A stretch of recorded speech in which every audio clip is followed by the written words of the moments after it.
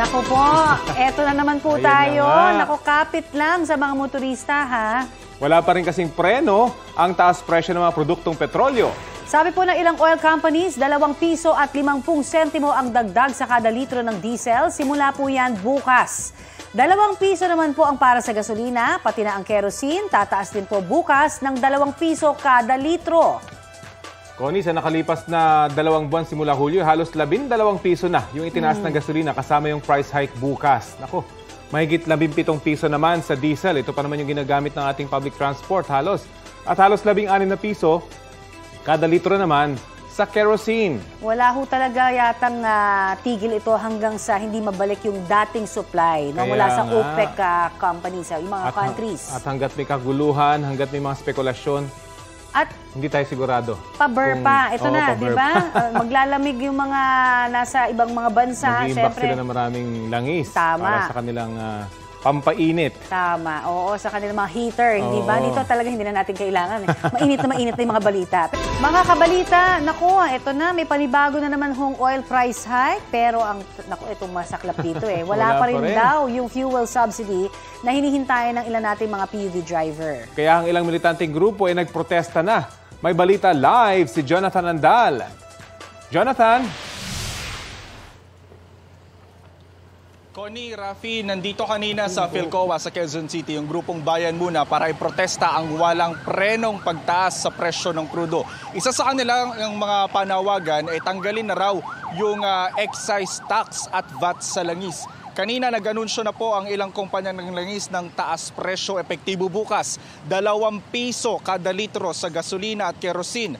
2 pesos and 50 centavos naman sa diesel. Ito na po ang ika-11 sunod na linggong pagtaas ng presyo ng diesel, pang 10 linggo naman sa gasolina. Dati nang sinabi ng Department of Energy na ang sunod-sunod na pagtaas ng presyo ng krudo ay dahil sa pagbabawas ng Russia at Saudi Arabia sa kanilang isinusupply na langis. Ang tugon dito ng gobyerno, ayuda para sa mga operator ng pampublikong sasakyan na sinimula ng ipamahagi ng LTFRB nitong September 13. 10,000 piso para sa mga modern Jeep at UV Express, 6,500 pesos naman sa mga traditional Jeep, UV Express, bus, minibus, taxi, shuttle services, TNVS, tourist transport services, school transport services at PhilCabs. 1,200 naman para sa mga delivery services at 1,000 pesos para sa mga tricycle.